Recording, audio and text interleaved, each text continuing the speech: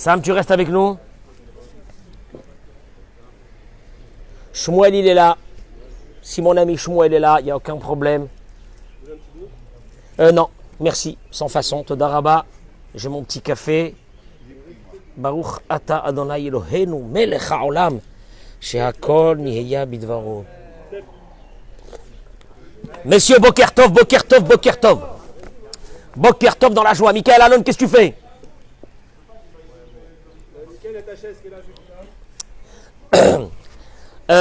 Alors, Baruch Hashem, on remercie Akadosh Baruch Hu de nous avoir donné la vie ce matin.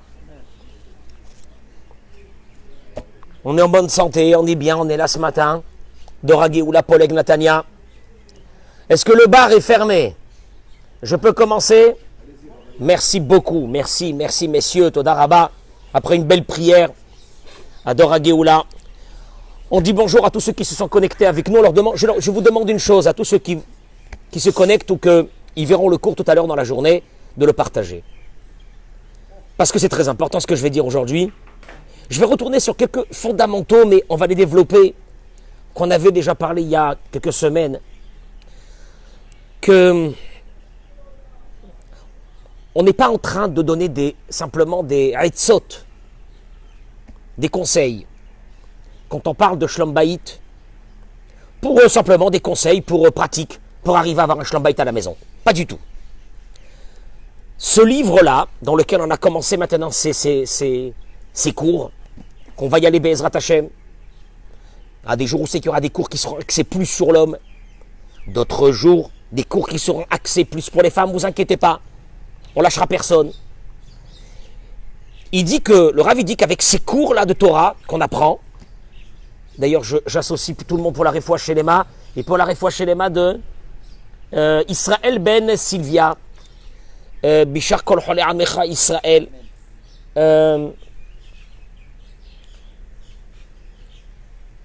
bon, j'avais des noms de personnes, mais ils sont dans mon téléphone, donc demain, Blineder, je dédierai le cours Leilou Nishmatam pour des personnes qu'on m'a demandé. Bezrat Hashem. C'est que dans ces cours-là, on arrive, voilà ce qu'il faut comprendre. C'est qu'à travers le mariage, on a parlé de ça Stéphane, on arrive à ce qu'on appelle le tikkun de la neshama. Eric, donne-moi un mot, le tikkun de la neshama. La mission de l'âme dans ce monde, elle est accomplie à travers le mariage. Ah, le mariage, encore le mariage, oh là là, ça nous prend la tête. Et puis c'est compliqué de toute façon, et puis ça restera compliqué, et puis c'est comme ça, et puis c'est la vie, et puis c'est fini. À travers le mariage, il te dit le Rav, je ne suis pas en train de faire un livre pour donner des conseils pour être tranquille chez soi à la maison. Mais c'est ce livre-là, celui qui va l'accomplir, il va arriver au tikkun de son âme dans le monde.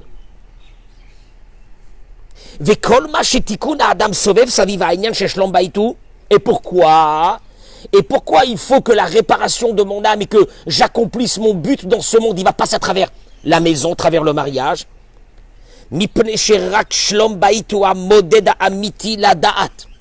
Le seul et l'unique baromètre qui va te donner une appréciation réelle, Sam, réelle.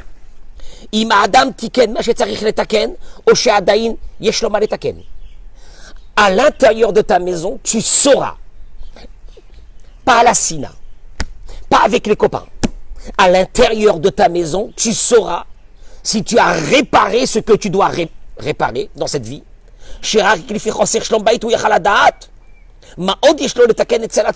Seulement avec le Shlom Bayit, il saura son curseur. Moi, je ne peux pas entendre le mot quand on me dit, quand une dame elle me dit, ça fait 1 an que ma fille ne me parle pas, mon beau-fils il a séparé ma fille de tout le monde. Il a séparé de tout le monde, elle ne parle plus avec ses frères, ses sœurs, avec sa famille, avec nous, avec plus personne. Et elle continue, elle me dit, il est religieux. Là, tu sais, quand elle me dit ce mot-là, il est religieux, j'ai la moutarde qui me monte dans le nez. Et il est religieux. Il a séparé sa femme de tout le monde, ou elle, ce qu'on peut dire aussi, prenez toujours quand je parle de il, ça peut être aussi elle. Elle a séparé de toute sa famille mon œil qu'ils ont Shlom Bayit. Mon œil, c'est juste une bombe à retardement. C'est une bombe à retardement, mais à tous les niveaux. Au niveau de leur santé, au niveau de leur vie, de leur propre vie, au niveau des enfants, au niveau de ce qu'ils paieront dans ce monde. Et il est religieux. Et elle est religieuse et elle met la perruque. Et tu entends ça, tu as envie de pleurer. Alors que tout le modèle, tout le curseur de l'être humain, dans son caractère, dans son tikkun de son âme, c'est à travers le shlambaït. Et toi tu me dis il est religieux. Et toi tu me dis qu'il a le shlambaït, cette personne-là. Tu pourras dire ce que tu veux. C'est pas vrai. Il n'est pas du tout dans le service divin. Il est dans d'autres choses. Il est dans sa propre vie. Il est dans ses folies et je reviendrai dans quelques minutes. Ou bifrat. Parce que il te dit, alors oui, ok, c'est dans la maison. Ok, dis-moi quels sont les traits de caractère fondamentaux que je dois acquérir de mon vivant. Tu me dis, c'est à travers le shlambaït. Ok, merci. C'est quoi les traits de caractère fondamentaux que je dois acquérir à travers mes problèmes dans la maison? Midat ha'emun. Tu entends ça, c'est dur. Enfin, c'est-à-dire, on va arriver, Bezrat Hashem, à la fin de ce livre, à comprendre que le miroir de notre vie, c'est dans la maison. Il te dit, le Rav, ne pense pas que je suis en train de te donner des conseils. Ce n'est pas des conseils, c'est un livre de la vie. Et ce livre de la vie, il a besoin d'un cadre. Et ce cadre s'appelle la maison. Et à l'intérieur de ce cadre, tu as un travail. Lequel? 2 acquisitions fondamentales. Il y en a ou il n'y en a pas. Ha'emuna ve'ha'anava. La foi, à travers toutes les épreuves de ta vie dans la maison, tu vas acquérir la emuna, mais la vraie, celle qui va t'habiter de l'intérieur.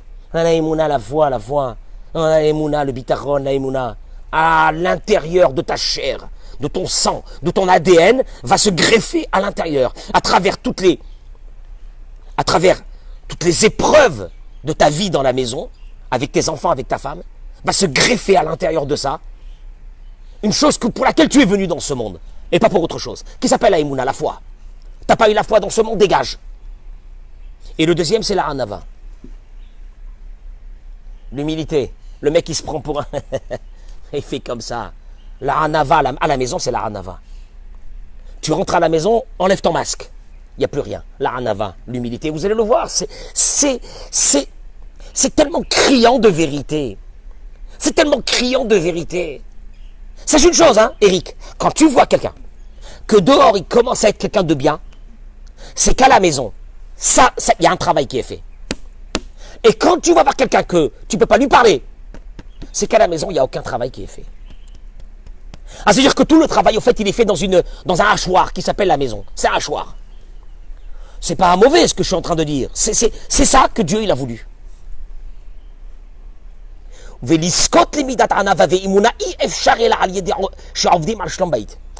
tu ne peux pas acquérir la foi et tu ne peux pas acquérir la hanava seulement s'il y a un travail qui est fait à la maison. Je traduis les mots du Rav.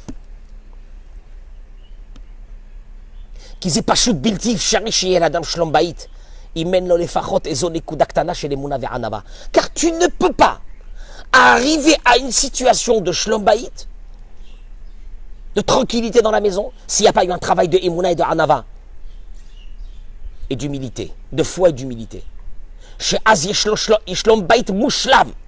Celui qui a acquis la Emouna, parce que tu ne peux pas aborder, je répète, tu ne peux pas aborder la problématique d'une paix dans la maison s'il n'y aura pas eu une base qui s'appelle la Emouna. Eh oui, mais oui, on va le voir. La Emouna de quoi? La Emouna, elle me prend la tête. La Emouna de quoi? Elle me saoule, elle m'embête, elle me ci, elle me là. La Emouna de quoi? Et tu vas voir que s'il y a la Emouna et s'il y a la Hanava, il ne peut pas ne pas y avoir de Shlombaït. Alors après tu me dis qu'il est religieux. Ah, il vient d'une famille religieuse. Je disais à une dame, et qu'est-ce que je me fiche qu'il est religieux? Il y a des religieux qui sont fous. Et ils sont encore plus dangereux que les autres. Franck, ils sont encore plus dangereux que les autres. Asma, il est religieux. Il est déguisé. Il est déguisé, mais il n'est pas religieux. Parce que la religion, c'est la foi et la hanava. Et ça, le curseur, c'est à la maison. Il y a ou il n'y a pas. Il n'y a pas, t'es pas religieux. T'es déguisé, mais t'es pas religieux. C'est un équilibre. C'est un équilibre qui va naître à travers deux fondamentaux dans une maison. La Emouna et la Hanava. Il n'y a pas les deux. Tu ne peux pas aborder ce livre s'il n'y a pas les deux.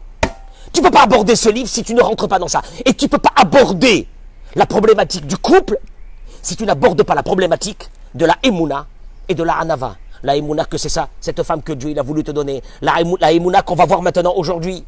Que le miroir de l'homme, c'est sa femme. Et je vais arriver à quelque chose qu'on avait parlé de ça.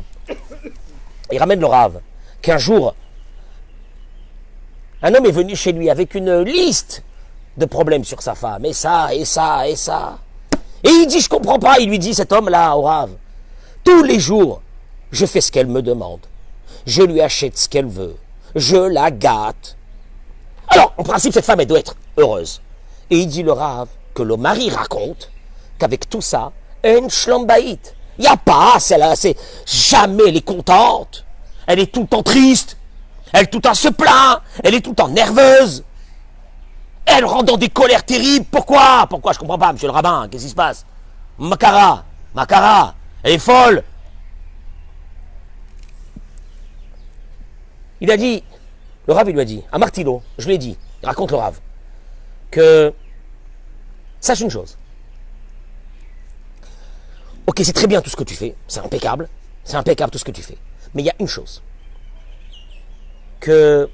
qui brise complètement l'âme de la femme, et apparemment l'âme de ta femme elle est brisée. Le Rav il lui fait sortir, il lui balance ça sans connaître. C'est les remarques et les critiques. Les critiques et les remarques qui lui balancent tout le temps. Et il dit que j'ai vu dans son regard que j'avais touché un point sensible. Et je lui ai expliqué que tant qu'il est dans la critique, tant qu'il est dans les remarques et la critique, tous les cadeaux et tout ce qu'il pourra lui faire à sa femme ne serviront à rien. Parce qu'une femme, que son mari... Mais moi je dirais le contraire aussi, parce que le Rav le ramène aussi à travers la femme vis-à-vis du mari. Une femme qui est dans la critique vis-à-vis du mari. Mais le Rav, il a pris la femme ici parce qu'il y a un autre problème sur la femme. Mais effectivement, qu'une femme qui est dans la critique avec son mari, elle n'aura jamais rien de bon de ce mari. Elle lui enlèvera toute la vitalité avec laquelle il aurait pu faire des choses extraordinaires. Elle lui enlève la vitalité. Et tu vois qu'un mari n'a pas envie de faire. Et il te dit, la vitalité de la femme, si tu veux lui enlever cette vitalité, qui veut dire la vie, la critique. Et c'est pour cela qu'elle ne sera jamais heureuse. Et vas-y que tu lui balances des cadeaux, et des cadeaux, et des cadeaux, et des machins, ça ne sert à rien. Et là il dit, on touche ici un point fondamental dans le Shalom Bayit. On est dans les points fondamentaux. Assou la ba'al le'ahir l'ishto. C'est dur ça. Mais après on va le voir pourquoi. Tu crois qu'on est dans un monde de bisounours? Il faut pas, c'est comme ça. Non, vous allez voir pourquoi. Il est interdit au mari de critiquer ou de faire des remarques sur aucun sujet. Eric, tu entends ça? Non mais attends, non. Ah ça, moi je suis pas d'accord. Hein. Sur aucun sujet. Alors, on va se faire manger tout cru, machin, c'est quoi ça encore? Il y a ma makara. Et vous allez le voir. Celui qui a la Emouna, il dira c'est vrai. Mais celui qui n'a pas la Emouna, il n'acceptera pas. Donc tu vois bien que tout est posé sur deux piliers. Tu as ces deux piliers, tu peux te marier. Tu n'as pas ces deux piliers, ne te marie pas ou divorce, il vaut mieux que tu divorces. L'autre c'est pas la peine. Et il dit, il y a ce qu'on appelle des lois physiologiques, des lois de nature que Dieu il a mis dans ce monde. Tu peux rien contre ça. Tu peux rien contre ça. Il y a du feu, tu mets ta main elle brûle. Et pourquoi? Et moi aujourd'hui j'étais bien, je comprends pas pourquoi j'ai mis ma main dans le feu. Là. Il y a des lois physiologiques, le feu il brûle. T'es d'accord? Tu rentres dans l'eau, il y a une loi physiologique, tu peux pas respirer. On est bien d'accord. C'est comme ça, c'est Dieu qui l'a fait dans le monde. En balarasot. Tu peux pas changer les Seder Bereshit. Tu peux pas changer le monde. C'est impossible. Et là, il te dit, car Adam, chez Meir le Ishto, lo yuchal yotlo beshum panim ve'ofen shalom bait. Un homme qui rentre dans la maison et qui râle et qui critique, et qui est dans les remarques, les critiques, c'est quoi ça, qu'est-ce que ça veut dire quoi, qu'est-ce que tu fais, c'est comme ça, t'es quoi, et machin, jamais il aura le shalom bait. Donc apparemment, lui te dit une chose, tu n'as pas le droit d'ouvrir ta bouche dans la maison. Alors on est rentré dans un concept, Stéphane, là on commence à s'énerver. Là on commence à s'énerver. Mais mec, tu veux quoi là? Marque ici victime. Marque ici, qu'est-ce qu'on peut marquer encore? Hein? Hein? Corban, sacrifice. Machin, mastomètre, qu'est-ce qu'il dit ici? Il dit comme ça. Asibot le'anhaga zo shemani gaboret aisha hen amukot meod. Oui. Tu sais pourquoi? Parce que la profondeur, écoutez-moi bien ce que je dis parce que c'est énorme, la profondeur de cette loi physique que Dieu a mis dans le monde, que la femme, on ne peut pas lui faire des remarques, la profondeur qu'il y a à l'intérieur de ça, le message qu'il y a à l'intérieur de ça, l'idée qu'il y a à l'intérieur de ça est très profonde. On va la voir, hein. C'est pas qu'elle est très profonde et on la dit pas, on va la dire. Et c'est pour cela que tu ne pourras jamais attendre mais à Isha Bagrout, Rosen, Bitachon, Vekayot. Tu ne pourras jamais t'attendre à ce qu'un jour ta femme, les remarques ne lui font plus rien. Elle a évolué, elle a mûri, elle a grandi. Aujourd'hui, je lui balance tout ce que je veux, elle accepte. Jamais ça arrivera ça. Jamais ça arrivera ça. Puisque c'est une loi qui est tellement profonde dans le projet divin, il a fait que la femme n'acceptera jamais des remarques, même quand elle a tort. Mais même quand elle a tort. Et attention, une remarque te détruit la journée. Une critique te détruit la journée. Et notre... Hein? Quand je parle de remarques, des remarques négatives. De remarques où il y a à l'intérieur de ça un reproche. Elle va le ressentir ça comme une agression. Mais pourquoi Dieu il a fait comme ça? Mais pourquoi Dieu il a fait comme ça? Mince, mais quoi, elle va pas évoluer? Et après 30 ans de mariage, elle va pas évoluer? Non, elle va pas évoluer. Parce que ce qui est à l'intérieur de ça est d'une profondeur atomique. Dans ce qu'on appelle le projet divin de l'homme. C'est même pas une question de shalom bait. On n'est plus dans le shalom bait. On est dans la construction de l'être humain. Et là, Dieu il a décidé. Une loi immuable. La femme, tu lui dis un mot, c'est foutu. Ya Baba, qu'est-ce qu'on fait? Réchit. Alors, il va expliquer. Là, il te balance quelque chose d'énorme. Ne t'attends pas à ce qu'un jour ta femme, elle accepte les remarques. Ne rêve pas. Et si elle accepte, elle doit être très malade. Chazvé shalom. Et c'est pas possible. Ou si elle accepte, c'est parce que juste derrière ça, elle va te balancer un truc. Elle va te faire sauter. Mais donc c'est juste pour mieux tomber. Mais pshat, qu'est-ce qu'il y a? Elle est méchante, non, on n'est pas dans ça. On est dans un problème de Emouna. On est dans un projet divin. C'est quoi le projet divin? Shmuel, écoute bien. Il dit déjà à la base. Viens, on commence de la base.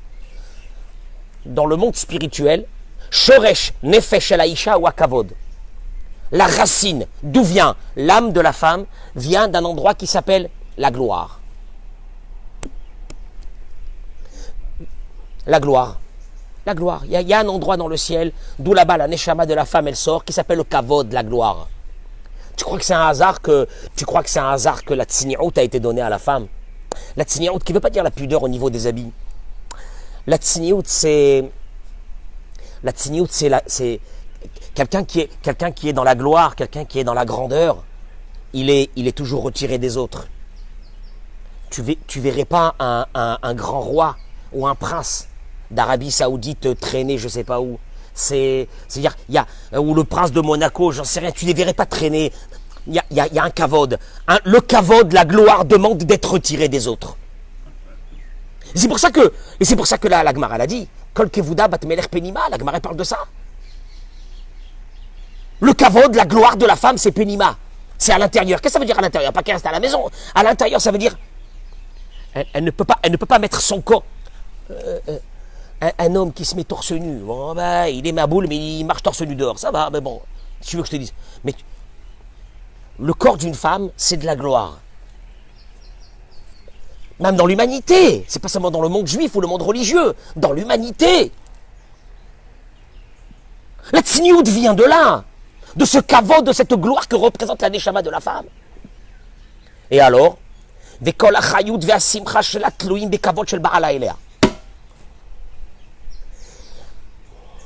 ça c'est dur. Et toute sa vitalité de son âme, elle le puise à travers le kavod que son mari lui fait. Le respect, l'honneur et le kavod. La reine, chaque fois qu'il va lui manquer de respect, il lui agresse la racine de son âme. Tu la vois, paf. Moi, Ariel, je te dis un truc. T'es pas content, mais ça va, tu continues ta vie. Va dire à une femme, moi t'as pris des kilos. Alina. Alina. Je pense direct que t'as pas pris quelques kilos. Tiens, il vaut mieux, si tu veux mourir, il vaut mieux que tu dis ça. Ou si elle met une robe, et elle vient et elle te dit, comment tu trouves ma robe? Non! Tu dis, ça va. Mais il fallait, mais t'as envie de mourir. Dire ça va. Oh là là, qu'est-ce qu'elle est belle. Ah, elle est fabuleuse. Lama! Et le contraire, nous n'attend pas ça. Notre âme ne vient pas de ce shoresh qui s'appelle la gloire. Et la femme, elle est à la recherche. Et elle a besoin. Et si tu lui donnes pas ça, tu lui coupes la racine de son âme. Et d'un seul coup, tu vois, mais c'est une catastrophe. Elle est passée de la joie, elle est passée à... Et tu comprends pas. Mais tu dis, c'est pas possible, mais qu'est-ce que j'ai dit? Ben, j'ai rien dit. Ou bien, elle te fait à manger. Si tu veux mourir, dis-lui que c'était dégueulasse. Mais même si tu veux pas mourir, mais à moitié... tu vas à moitié mourir. Tu veux juste être blessé gravement. Dis-lui... ouais, c'était trop salé. Attends, mais Vin, Lama, pourquoi elle est susceptible? Elle n'est pas susceptible. Hein? Oui, elle est fragile. Non! La racine de son âme vient d'un endroit qui s'appelle le kavod. Si tu n'as pas compris ça, tu n'as rien compris.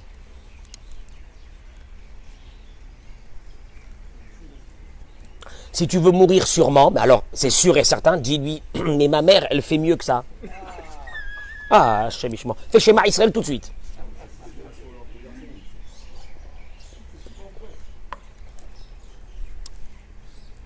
Le mari, lui, il n'est pas dans ça. Il n'est pas dans ça. Mais la femme, elle est dans ça. Et c'est pas de sa faute. C'est son âme qui vient d'un endroit qui s'appelle... Et tu dis déjà à la base, il faut que tu comprennes une chose, il y a un mécanisme. Que Dieu, il a fait, tu peux rien faire contre ça. Et là, il te dit, Atamachli chez Trayuta. Tu affaiblis sa vitalité.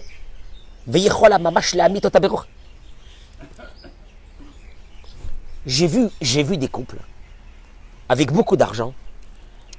Donc la femme était très gâtée, elle avait un standing de vie très très haut.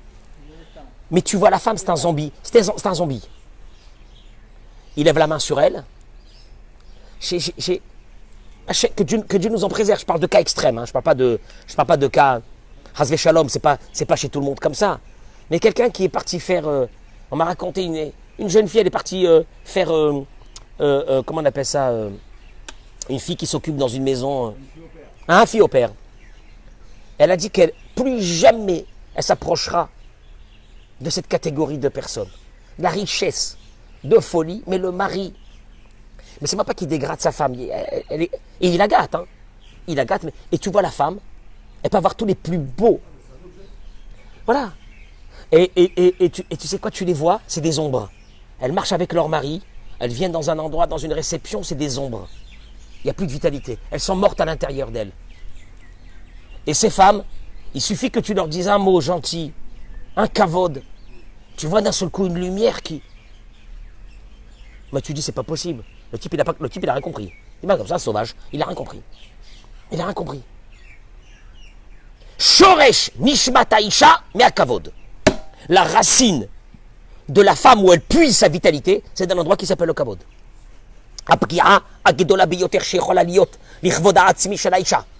La plus grande dégradation qu'il peut y avoir pour une femme, c'est les critiques du mari. Et même si les critiques sont faites gentiment, avec diplomatie, il n'y a aucune diplomatie qui passe. C'est diplomatie. Pourquoi et pourquoi? C'est dur, hein? Et voilà! Et voilà! Eh ben, c'est ce que j'avais dit au début du cours. C'est ce que j'ai dit au début du cours. Eh, c'est quoi ça encore? Mais qu'est-ce que ça veut dire? Alors, nous, on est qui, nous, alors, ici?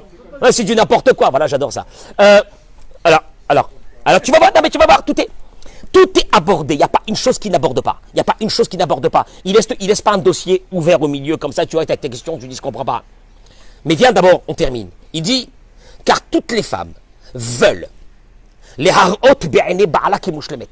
La femme, elle a besoin de se sentir devant son mari comme une femme qui est parfaite.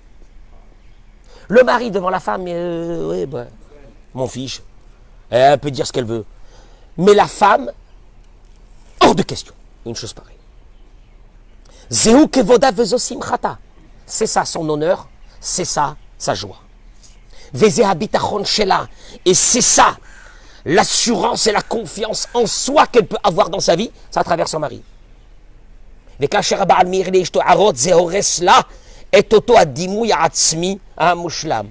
quand le mari rentre dans un système de critique, on est tous dans les critiques. Je suis désolé, on est tous dans les critiques. Tu brises et tu enlèves complètement le dimou ya'atzmi. Comment est-ce que je pourrais appeler le dimou ya'atzmi, ce qui dit le Rav? Tu lui brises complètement son dimou ya'atzmi, sa personnalité. J'ai trouvé le mot. Et puis c'est pas compliqué, messieurs. Hein. C'est pas compliqué. Pourquoi il y a plus de pervers narcissiques, hommes que femmes? Lama. Pourquoi il y a plus? Pourquoi il y aurait pas? Ce serait pas équitable. Eric, pourquoi ce serait pas équitable? Parce que nous, à l'intérieur de nous, écoute-moi bien, on sent qu'il y a une faiblesse. Et on va se servir de cela. Nous, par exemple, on nous dit quelque chose, Eric, t'as pris 2 kilos. Ouais, mon fils, j'ai pris 2 kilos, tu vois pas. Donc, je ne vais pas te toucher avec des mots. Ça va être difficile de toucher un homme avec des mots. Beaucoup plus difficile. Et un homme, même s'il est touché avec des mots, quelques minutes après, il a oublié. Une femme, 20 ans après, elle va te rappeler les mots que tu lui as dit. Elle va te les faire sortir. Tu sais comment? Et elle va te les faire sortir. Mais c'est pas ça. Mais non, c'est passé 25 ans. En 25 ans, l'État d'Israël a changé complètement. En 25 ans, l'État d'Israël a changé complètement. Ta mère, elle m'a dit ça il y a 25 ans. Ta mère. Eh ben, rien. Et les hommes vont se servir de cela.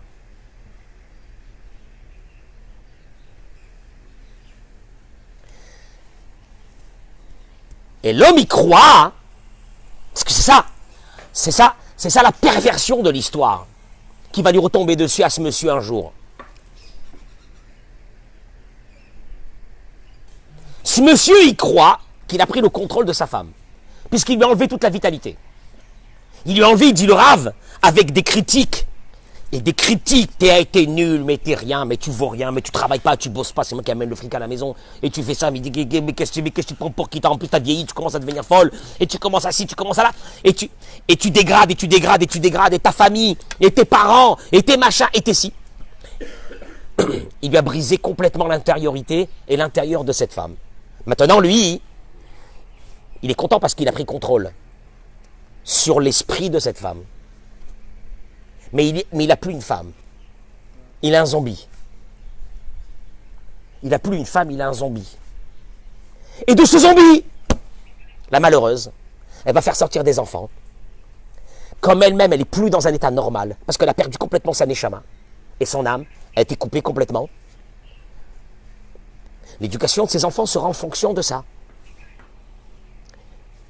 Et c'est pour ça qu'on a des générations les unes après les autres de fous. De fous. Une génération va engendrer une autre génération de fous, qui va engendrer une génération de fous. Et vous allez le voir, souvent chez ces pervers narcissiques. Ces personnes qui sont spécialisées dans la déstructuration de leurs femmes. Je peux vous donner un conseil. Si vous avez un jour un enfant à marier, vous connaîtrez que quelqu'un veut marier sa fille, surtout sa fille, parce que la fille, on fait attention à qui on la donne. Si vous avez devant vous un garçon qui a un très très mauvais rapport avec ses parents, de conflits, d'histoires, de bagarres, éloignez votre fille de ce monsieur. Vous entendez ce que je suis en train de vous dire? Si il y a, parce que ça se passe de génération en génération, toutes ces personnes qui sont dans la déstructuration coupent contact avec tout le monde. Et coupent le contact, et font couper le contact avec la personne qui vit avec tout le monde. Pour rester dans leur folie, parce qu'ils sont bien dans leur folie, et ils ont peur de sortir de cette folie, donc ils vont couper tout. Ça commence comment? Eh bien, ça commence par des critiques et des remarques sur cette femme. La détruire, la détruire, la détruire, la détruire, la détruire. Lui enlever, critique sur sa famille. Lui enlever la famille. Lui enlever les amis. L'isoler. L'isoler totalement. Et là, il est bien.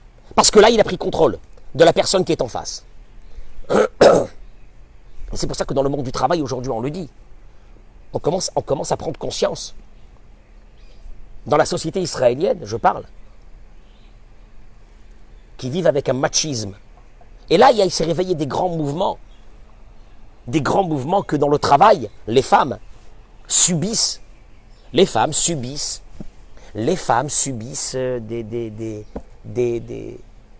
sévices. Des sévices. Hein? Des harcèlements terribles. Mais un homme, tu vas oui, il y a l'harcèlement sur l'homme, mais il est beaucoup moins ravageur que celui de la femme. Parce que la femme, c'est le respect. La femme, c'est l'honneur. La femme, c'est le kavod. Elle vient de là. Tu lui coupes tout ça, elle est foutue. Et tu dis la première des choses. Je terminerai avec ça aujourd'hui.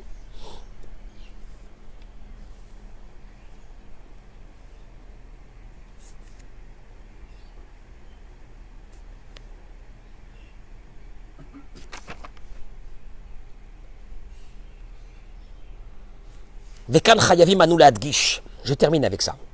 Demain, Franck, j'expliquerai pourquoi Dieu a créé comme ça la femme. Et qu'on ne peut pas parler. Lama, ça sera le cours de demain. Lama, ma pitom. Mais alors, donc, on n'arrangera rien. Alors, on laissera des trucs tordus à la maison. Oh non, c'est ça la vraie question. Ok. Elle est bien posée, elle est là, elle est claire. Ok. Vekan. Il termine en résumant. Chayavim anu leadgish badgasha yetera. On doit préciser avec une précision très particulière. Que ce point qu'on vient d'aborder aujourd'hui est tellement important. Et que les conséquences des critiques du mari vont faire des ravages pendant des années et sur des années, et les conséquences vont être dramatiques. Qu'il y a des cas qui sont venus devant moi, il dit le Rav, que le mari raconte sur des maladies que sa femme est touchée. Kelomar mamash bayot gufaniot. C'est qu'à la fin, ça devient des maladies à l'intérieur. Chez les Khaora, a priori, ils n'ont aucun rapport avec les remontrances du mari. Enfin, voyons. C'est pas parce que du matin jusqu'au soir, je suis là derrière elle, en train de lui crier, de l'embêter et de la dégrader, qu'elle s'est mise à avoir des maladies. Enfin, voyons, ça n'a aucun rapport.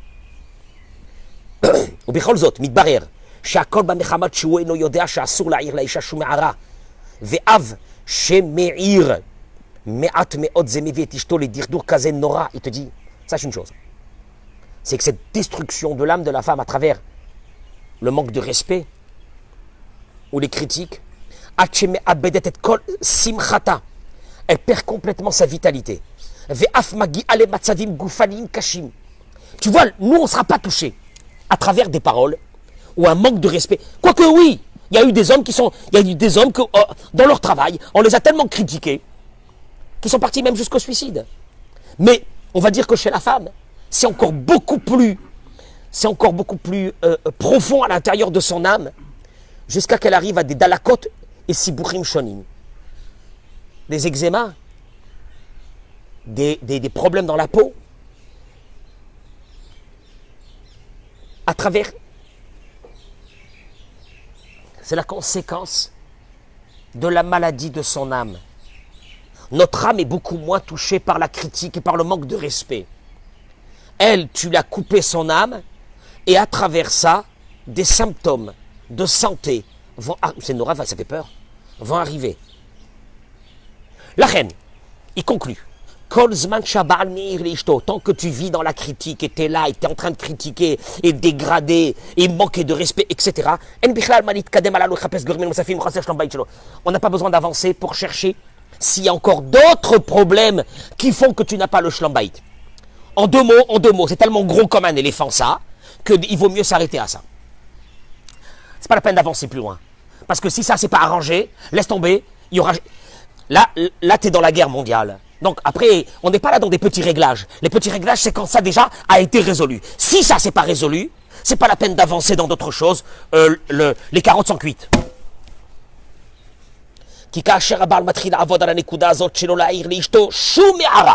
Quand le mari va commencer à faire ce travail, de ne jamais... Tu vois, ça te fait monter encore un peu plus la moutarde, hein, je le sens, Franck. Hein. Mais c'est pas grave, hein, c'est bon pour demain. Tu me gardes ça pour demain. Le mari doit travailler, de ne faire aucune...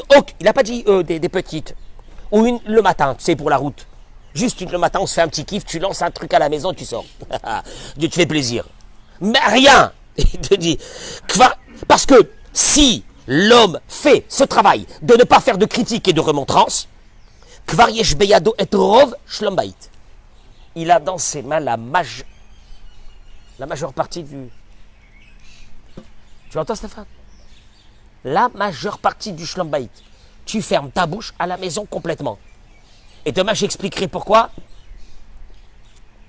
C'est le yesod de la Emouna. C'est pas victimiser, hein, c'est pas qu'on devient des victimes. Yesod de la Emouna. Et demain, on expliquera pourquoi on ne doit pas faire aucune critique. Jamais. Jamais. Comment jamais? Pas possible. Ariel, de temps en temps, il faut bien qu'on... Hein? Ah, il faut. C'est qui l'homme à la maison, hein? Allô, Mazé pas, Dieu, le mec, c'est une carpette. Il bouge pas, il bouge pas à la maison. Il dit rien. Il a envie de le frapper, il dit rien. Regarde, il dit rien. Il dit rien. Et vous allez le voir. Yesoda Emouna. Quand on a dit tout à l'heure que toute la base, il y a deux piliers, la Emouna et la Hanava, qui sont les deux piliers qu'on doit acquérir dans notre vie de toute façon. Sinon, alors on n'a pas fait notre travail. On passait à travers ça. En vous souhaitant une journée extraordinaire. Beracha ve'atzlacha, messieurs.